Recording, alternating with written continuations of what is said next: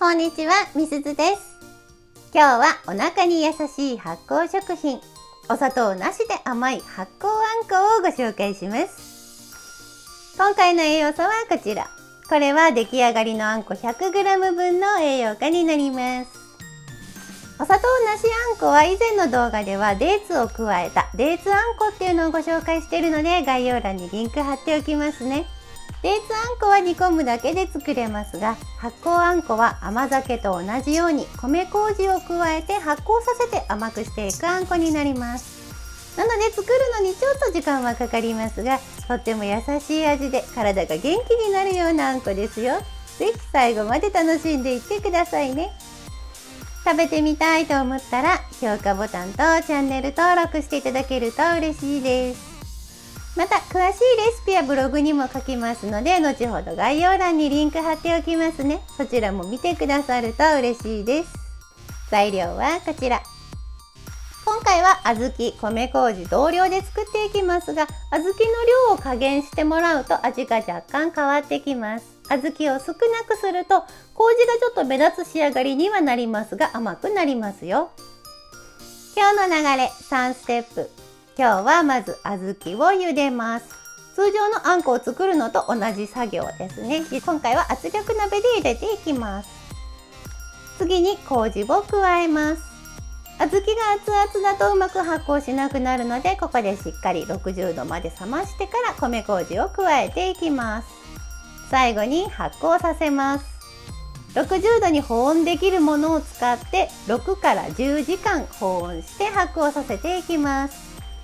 今回はホームベーカリーの甘酒コースを使って発酵させていきますが、炊飯器の60度保温を使用してもらったり、ヨーグルトメーカーやライスポット、低温調理器などなど60度に保温できるものがあれば何でも使えますよ。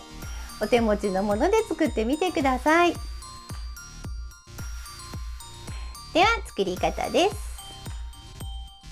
まずは小豆を茹でましょう。小豆 150g 約4分の3カップです。お水を加えてざっくり洗いましょう。ここで虫食いなどある場合は跳ねておいてください。水気を切ります。映像では倍量で茹でているので 300g の小豆が映っています。これを圧力鍋に入れてまず下茹でしていきます。適当にお水を加えて火にかけましょう。5分ほど茹でてアク抜きします。これでざるにあけます。水気を切って再び鍋に戻します。ここから小豆を茹でていきます。水を小豆の3倍量加えます。蓋をして加圧しましょう。加える水の量と加圧時間はお使いの圧力鍋によって調節してあげてください。付属の説明書などにお豆を茹でる時の分量とか加圧時間が書かれていると思うので、それに従ってください。動画で使用しているのは旭系金属のゼロ活力鍋。このお鍋の場合は豆のグラムじゃなくて cc、 容量の3倍のお水を加えて加圧していきます。上の赤い重り、こちらがカチカチ音がするほど触れ始めたら火を弱めます。このカチカチ音が止まらないぐらいの火加減で20分加圧していきます。20分経ったら火を止めましょう。黄色いピンが上がっていると圧がかかっている状態です。これが自然に下がると圧が下がった状態、蓋が開けられる状態になります。このままさらにしばらく置くと余熱調理で中の小豆がより柔らかくなりますよ。ピンを外して蓋を開けます。土鍋などで茹でる場合も同じで3倍量のお水を加えます。茹で時間は50分から1時間ほど。途中で水分がなくなったら足しつつ茹でてあげてください。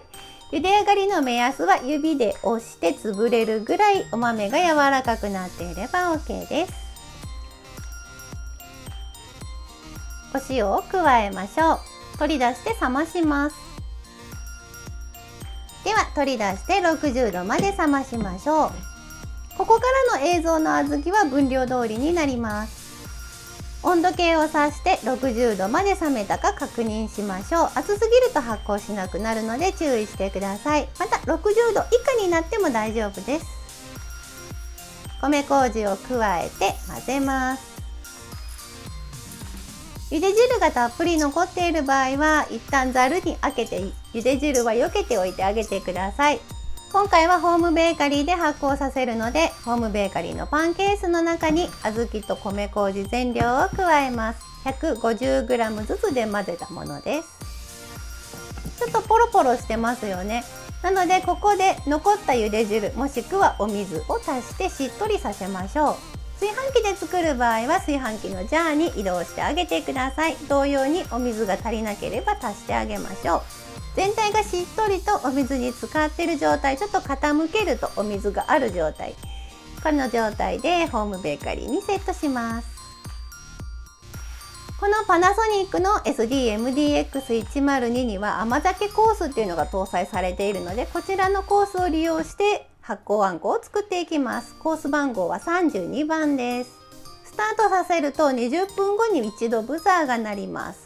側面に飛び散った麹をここでゴムベラを使ってきれいに下に落としてあげてください。やることはこれだけです。あとはホームベーカリーが勝手に混ぜて保温してくれるので、ほったらかしで作れますよ。再び蓋をしてスタートボタンを押します。あとは6から10時間このまま放置してください。出来上がるとブザーが鳴ります。これで完成です。ホームベーカリー使うととっても手軽に作れますよ。炊飯器で作る場合は60度の保温機能を使用します。6から10時間置きますが、蓋はせずに上が乾燥しないように濡れ布巾を2枚重ねて乗せてあげてください。また途中自分でかき混ぜて、濡れ布巾が乾燥したらその都度取り替えながら6から10時間置いてあげてくださいね。パンケースを取り出してしばらく置いて冷まします。冷めたら消毒した保存容器に移しましょう。こんな感じでホームベーカリーが勝手に混ぜてくれるので、小豆がほとんど潰れてしまうのがちょっと残念ですが、これで完成です。とても手軽に作れますね。すっかり夜になってしまったので蓋をしてこのまま冷蔵庫で保存します。完全に冷めるまで待ってから冷蔵庫に入れてあげてください。で、これで翌日ですね。一晩経ってすっかり落ち着いています。これで発酵あんこの出来上がりです。器に盛りましょう。150g の小豆と麹を使って、これで発酵あんこ全量です。600g ほど出来上がります。冷蔵の場合は3日ほどで食べきってください。冷凍保存も可能です。甘酒ほどではないですが、ほんのり甘くて優しい味のあんこですよ。今回は、あんこといえばやっぱりモーニングということで、前日に焼いたパンドミハーフカットのモーニングパンサイズにカットしてバターを塗って、その上にあんこをのせています。この発酵あんこバターにもよく合いますが、ヨーグルトに加えるのもおすすめです。発酵食品のヨーグルトに発酵食品の発酵あんこがすっごくよく合いますよ。ぜひお試しください。最後まで見てくださりありがとうございました。今日はお腹に優しい発酵食品、お砂糖なしで甘い発酵あんこをご紹介しました。発酵食好きさんにぜひぜひ試していただきたい優しい味のあんこです。また詳しいレシピやブログにも書きますので、後ほど概要欄にリンク貼っておきますね。そちらも見てくださると嬉しいです。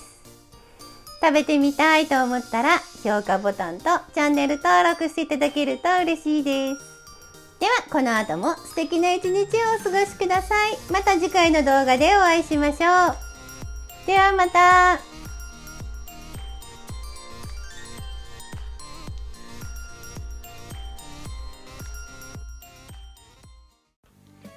作ってみたいと思ったらぜひチャンネル登録と高評価をお願いします。